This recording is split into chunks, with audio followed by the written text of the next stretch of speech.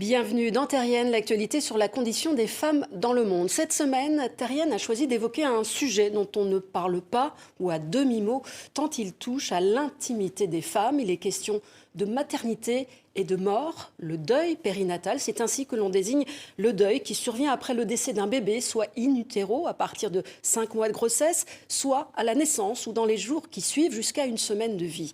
À l'occasion du 15 octobre, journée mondiale de sensibilisation au deuil périnatal, un documentaire a rassemblé les témoignages de 3 femmes qui ont vécu cette épreuve, tout comme sa réalisatrice Eugénie Zvonkin.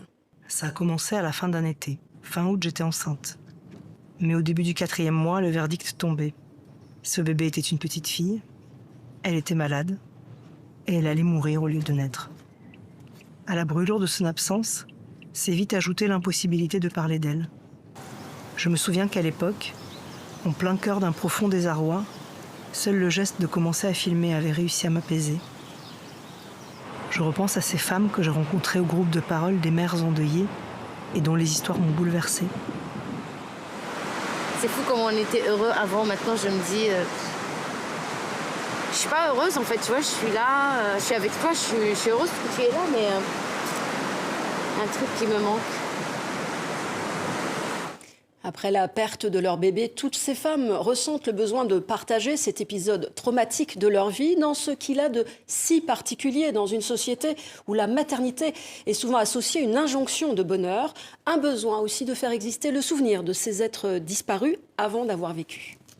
Le film est né de cette nécessité, de cette urgence de créer un espace-temps, de faire quelque chose pour ces bébés perdus, de cheminer et de créer un espace cinématographique où finalement ces enfants pouvaient exister, où ces paroles pouvaient exister, parce que c'est un deuil encore très tabou et que ce sont des paroles qui ne sont pas beaucoup entendues, pas beaucoup tolérées dans la société.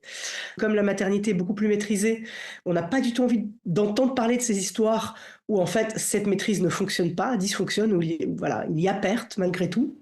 On recense actuellement environ 7000 décès de bébés par an en France. Depuis novembre 2021, les enfants morts in utero peuvent figurer à part entière sur le livret de famille, alors qu'avant, ils ne pouvaient être déclarés que par leur prénom. Jusqu'à donc très récemment, effectivement, on n'avait pas le droit, par exemple, de donner un nom de famille à cet enfant. Et ça a été acquis tout récemment là. Donc voilà, par exemple, moi, dans l'acte de naissance de ma fille Marie, elle n'a pas de nom de famille.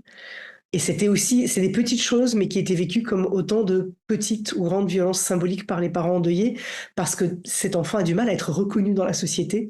Comme on n'a pas de vécu ensemble, ou très peu, à part ce vécu in utero en fait, on s'accroche à tous les signes objectivables de cette existence, donc les papiers administratifs, donc toutes les traces comme ça tangibles du fait que l'enfant existait.